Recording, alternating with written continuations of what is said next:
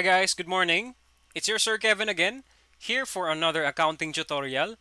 This time, it's still about consolidated financial statements, and we are going to talk about working paper entries. A piece of information that students tend to forget: working paper entries are not journal entries. They are not recorded in any journals.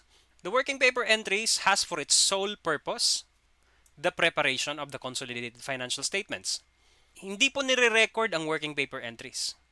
So at the end of the year, ipiprepare mo lang yan in order to harmonize the balance sheet and income statement of the parent and the subsidiary. Pagka next year, you will forget those entries na. They are not recorded. So what you will do is in every year end, you will prepare a separate set of working paper entries. And these working paper entries do not add up kasi they are not recorded. Now that we got that out of the way, the working paper entries provide a safe way of preparing consolidated financial statements, namely, Conso income statement and Conso balance sheet.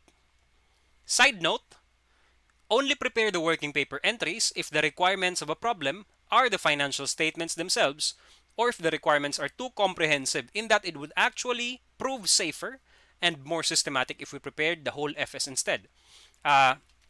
Whole FS ang requirement. Now you can prepare the working paper entries as a guide. Or if the requirements are cash, Conso inventory, Conso equipment, Conso liabilities, Conso RE, Conso sales, Conso cost of sales, then kung ganito karami yung individual accounts na ipiprepare mo, why not just prepare the whole FS itself? That way, meron ka pang check and balance. Diba? Some more additional notes. Working paper entries are prepared in the conduct of the consolidation process. Disclaimer though, what I am going to present to you are not the be-all, end-all, step-by-step procedure consolidation process. Depending on what technique you are following, pwede po magkakaiba yung steps in consolidation. Pero here are my recommendations. Subsequent to the date of acquisition without intercompany transaction. So this is subsequent, walang intercompany. Una, mag-compute ka ng goodwill. Pangalawa, compute the consolidated net income profit attributable to the parent and NCII. This should be prepared in one schedule only. And then you can now prepare the working papers, which is our main focus for today. After that, goes with income statement preparation, consolidated. Tapos, kailangan mo muna i-verify ang retained earnings mo. If we have the correct retained earnings or not, or do we need to adjust it? And then, you now go with consolidated balance sheet. Okay, again, there may be another layout to doing the consolidation process, pero here are my recommendations lang. This time, guys, I will be presenting to you a problem and you can pause the video anytime if you would like to read further, because there are a lot of computations that I will skip in this video kasi those computations are already explained in some other video. So now, we go. In this problem, guys, we are actually required to prepare the consolidated financial statements. Pero for the purpose of this video, we're only going to stop at working papers. So this is about Tenryu Bito acquiring a Kainu company on January 1, 2020 for 310,000. 80% of Akainu was acquired by Tenryu Bito. 20% NCI had a market value of 77,500. So you don't need to compute implied NCI anymore. On that date, the following are the assets and liabilities that have fair values that are different from their book values. Ano to? Over valuation of assets or under valuation of assets. Okay? So in short, this part here talks about date of acquisition information. What you will have down here are additional information. I will just emphasize them to you. The equipment had a remaining life of 8 years. Eto, 8 years. This will be amortized over 8 years. Inventory is assumed to be sold in 2020 since Akainu uses FIFO. So, amortization as well will include the under or overvaluation of inventory. This time it's overvalued, ano? Goodwill is recognized at its full valuation. Goodwill was also impaired by 7,200. Also, Tenryu B2 advanced 8,000 to Akainu for some utilities paid. Okay, pause the video anytime if you'd like to recap that. But this time, I will be moving on to the next part of the given.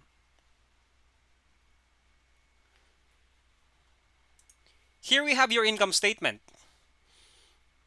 Tenryu B2, the parent, and Akainu, the subsidiary. Important items to note here. Income from subsidiary. You have that. Kailangan i-eliminate to. Net income of the parent and net income of the subsidiary. All other items, when you prepare the Conso FS, ang gagawin mo lang naman dyan is P plus S.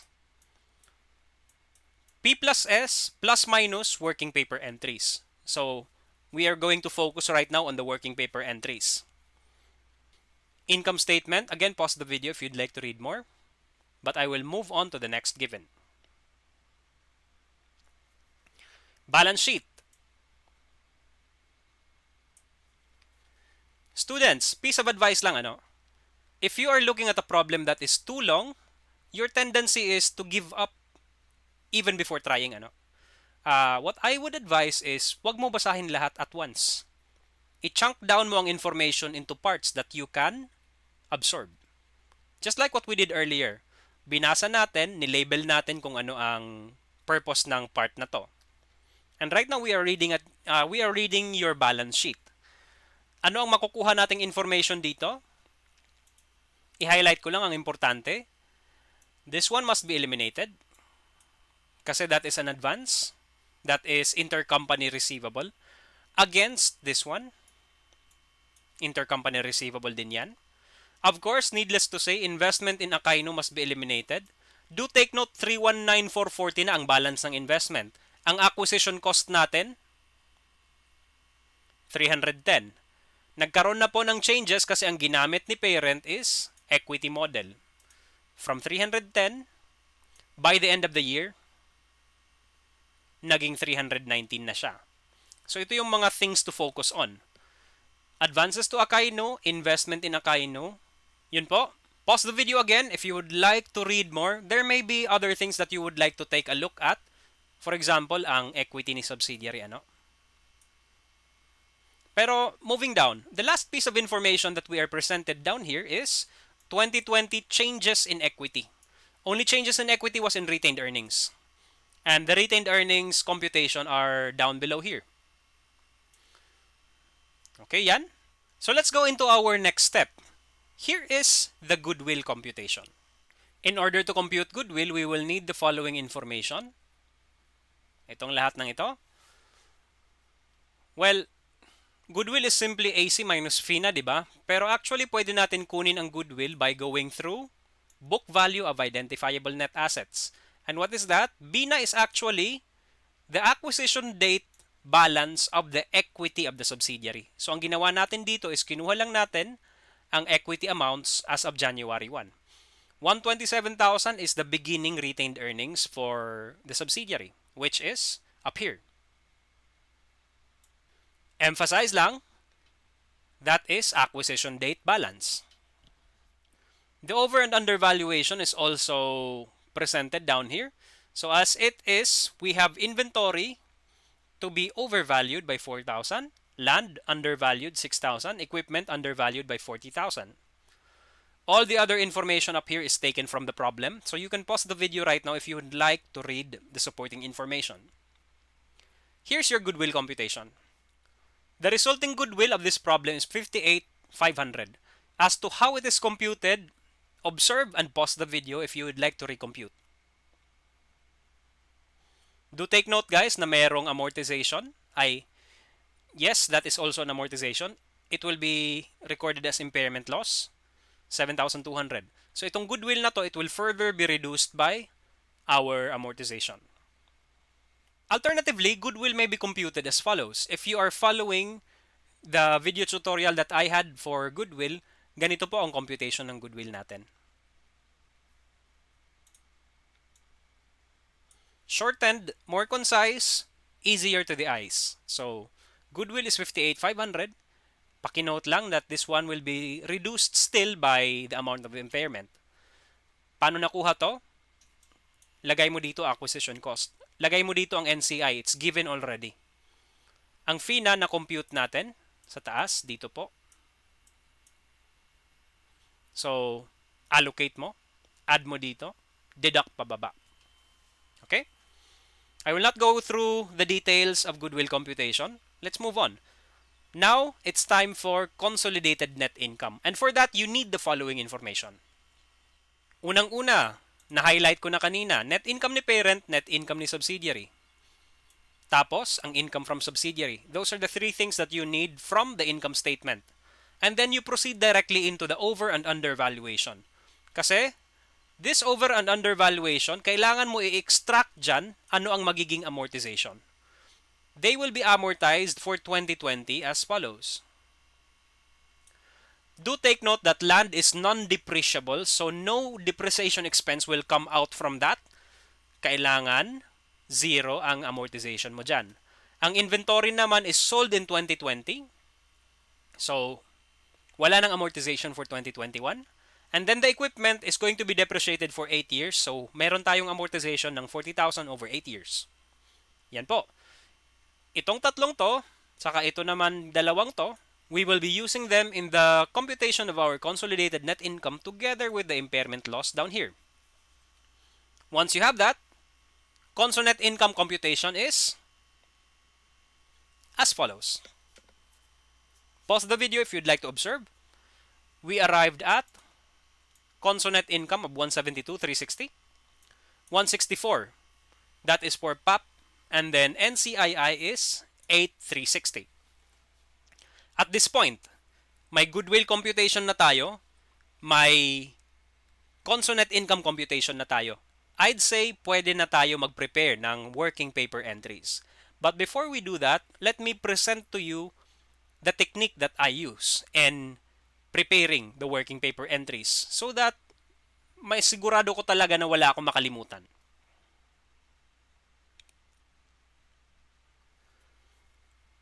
So IFRS 10 actually has the provisions that we need to follow in order for us to know kung ano ang kailangan i-eliminate, kung ano ang kailangan i-recognize. Pero we can actually organize those things that are mentioned in IFRS 10 into the following. Working paper entries, do take note this is subsequent to the date of acquisition but without intercompany transactions. Here are the things that you need to make an entry for. Unang-una, subsidiaries' equity must be eliminated kasi po, consolidated FS must only present the parent's equity plus NCI. And then over and under valuations must be recognized because the assets of the subsidiary are book value when in fact they should be fair value. Then goodwill is recognized. Well, yes, because in the consolidated FS, goodwill is an asset. And then any intercompany receivable or payable must be eliminated. Earlier, we highlighted the advances to and advances from, diba? That thing must be eliminated. Also, from our income computation, the income from subsidiary must be eliminated as well. And then, NCI, net income, and dividends must be recognized. The NCI net income we computed in our consolidated net income. And we can take the dividends from the equity changes in the given. And then amortization. We need to amortize inventory, we need to amortize equipment, and we also have to recognize an amortization of impairment loss. Okay?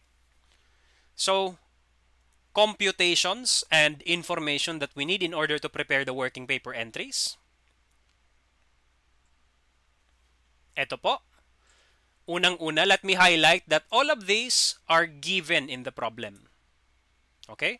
Well, technically, itong BINA hindi binigay directly. But we can compute the BINA by just taking the acquisition date retained earnings. And itong dalawang to, galing sa, balance sheet. And then we computed goodwill earlier. Okay? So, itong computation na to, required yan. Kunin mo ang mga information na to and then, i-compute mo ang goodwill. Pause the video if you'd like. Next is, of course, na-compute din natin ang consolidated net income. Once you have all of that, pwede ka na mag-prepare ng working paper entries, which should follow these steps. Sir, 7 steps, paano ko matatandaan lahat yan? Simple. We can make a mnemonic out of it. 7. First is subsidiary equity. That's S. Second, you have over-under valuations. That's O. Next, you have goodwill. Simple. That's G. And next, we have receivables and payables that are intercompany. Well, we can just use R, receivable payable. Then you have income from subsidiary. Well, that is rather convenient. I. Tapos, meron kang NCI, net income and dividends. NCI, ano ang share mo in net income and dividends? We can use N there so that we can remember that is NCII. And lastly, you have amortization of over and under valuations. Well, that's A. To remember the working paper entry subsequent to the date of acquisition without intercompany transactions, you can summarize them as SOGRINA. SOGRINA. And I will be reminding you again, guys, na in preparing the working paper entries, there are many methods and many ways to do that. May ibang textbook nga na the entries they prepare is just one compound entry or two compound entries. But to me, guys, for beginners, that is not so beginner-friendly kasi po, nilalahat mo ang concept. We can just break it down to small chunks in order for us to understand it better, di ba? And that is the purpose of this mnemonic. So, down to the working paper entries. Entry number 1. Shareholders' equity at the beginning of the year must be eliminated. I-highlight ko lang po na ang shareholders' equity is eliminated against investment in subsidiary. So the way you do this is, kailangan i-total ko muna yung equity. That is 100,000 plus 60,000 plus 127,000. The total, 287,000, subsidiary's equity. Si subsidiary po, dalawa ang may-ari. Si parent and si NCI. So you will have to divide the equity of the subsidiary between the two. 80% and 20%. So the way we do this is simply multiply that by 80% so that we can get the controlling interest share. And for controlling interest share, you will have to credit investment in subsidiary. Working paper entries. Actually, guys, let me emphasize this right now. How do I make sure, sir, na ang working paper entries ko ay tama? Ito, ang cue mo. Ito ang clue mo. Your working paper entries will definitely be erroneous if you are not able to zero out investment in subsidiary. So that's one of the goals of working paper entries. Kailangan ma-zero out natin to, investment in subsidiary. And for this technique, ano po ang gagawin natin dito? Tingi-tingi ang pag-zero out natin ng investment in subsidiary para alam mo kung meron kang tama o mali na nagawa. Okay? And for NCI, you just multiply the amount by 20%. We'll get this, 57,400. So that's S. Eliminate the shareholders' equity of the subsidiary. Next. Over and under valuations. So we have here land. It is debited by 6,000. Why? Kasi po in our problem, if we would check in our goodwill computation, ang land po ay understated by 6,000. So kung understated ka by 6,000, kailangan i-debit ka. If you're overstated, we will need to credit you. Okay? So, in your over and under valuation, lahat ng undervalued, i-debit. Lahat ng overvalued, i-credit. Pero do take note that you will only do so as the unamortized over and under valuation as of January 1. Beginning of the year, ano ang hindi pa na-amortize? Well, technically speaking, everything is not yet amortized because it's just the first year. The beginning of the year is the acquisition date. Everything was not amortized yet. Pagka next year, meron nang mababawas dito. But we'll have to have another video for that. Recognize the remaining unamortized over and under valuations. You will have to make this entry, ang gagawin mo lang dito, i-add mo lahat ng debits minus the credit and then multiply by 80%, multiply by 20%. Simple as that. 80% is investment in subsidiary, 20% naman dito ka sa NCI. SO, G. Kailangan mo na ngayon, goodwill. Na-compute natin ang goodwill kanina to be 58,500. Here it is, 58,500 in this goodwill computation. All you have to do is debit that. Pero do take note, this is full goodwill. So the goodwill is going to be owned by investment in subsidiary and non-controlling interest, respectively for their shares. Just like in our computation. 46,800, 11,700. Okay? So that's SOG, goodwill. Next is R, the receivable and payable. Tenryubito advanced 8,000 to Akainu, diba? So there is a receivable of Tenryubito and a payable of Akainu. Ito po yung naka-record sa libro ni Akainu. Ano to? Liability. I-debit. Ito naman ang asset ni Tenryubito. Okay? So advances to advances from, kailangan mo lang eliminate yan from against each other so that they will completely vanish from our Conso FS. And then, next entry is I. That is income from subsidiary. Paano na-compute tong income from subsidiary? Well, check the video that I prepared for that particular purpose. Pero in our problem, binigay na ang income from subsidiary. All you have to do is debit that to remove it. And then, i-credit mo ang dividends na na-receive in order to eliminate as well the dividends that you receive from the subsidiary. Ang net amount nila, you will just have to credit it to investment in subsidiary. Do take note na ang 24,000 po is taken from dividends ni subsidiary, 30,000 multiplied by controlling interest. Ano to? Parang ang ginagawa mo dito is you are eliminating any movement on your investment in subsidiary. Kasi if you would recall, investment in subsidiary will be increased by any income from subsidiary and it will be decreased by any dividend paid. In order to eliminate investment in subsidiary, you will have to cancel out this transaction. Okay? Also note that these entries relate to pre-closing accounts assuming that dividend paid by the subsidiary are not yet deducted from RE or they are still open.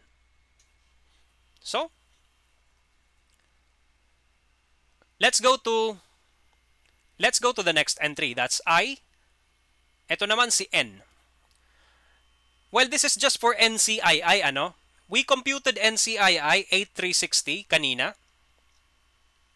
Dito. Here. In the NCII column, all you have to do is make sure na ma-credit mo to NCI. Okay? Debit NCII, credit NCI. However, also, the NCI will have a share in the dividend. So, it is increased by the amount of NCII but decreased by the amount of dividends received. Net amount ng increase to NCI is 2,360. And last, for our last part of these entries, kailangan mo ma-recognize ang amortization. And they are, actually, ito yung contents ng, ng consolidated net income. So you can just pick it from there. For example, ang depreciation expense na to, that relates to the equipment, di ba? So debit ng depreciation, credit ng equipment. Kasi nabawasan ng equipment mo because of this depreciation. Debit ng inventory, credit ng cost of sales because your cost of sales is overstated. Kasi merong overstated in beginning inventory natin. And then you have your goodwill impairment. You have to record the impairment loss and credit goodwill for that. All of these three are part of your consolidated net income computation as follows. So dito po, equipment 5,000, inventory 4,000, and then goodwill. So those are the working paper entries na kailangan in order to prepare the consolidated financial statements. We will be doing the consolidation for the same problem in another video. So keep your channels open, guys, and wait for that video. It will come in 1 or 2 days after I upload this one. But before then, guys, let me just recap working paper entry subsequent to the date of acquisition without intercompany transactions. We have S. Pause the video anytime you would like to read again. O. G. R. I. N. And A. If you have any questions, just post them down in the comments below. I'll see you in the next video following the continuation of this one. Bye-bye.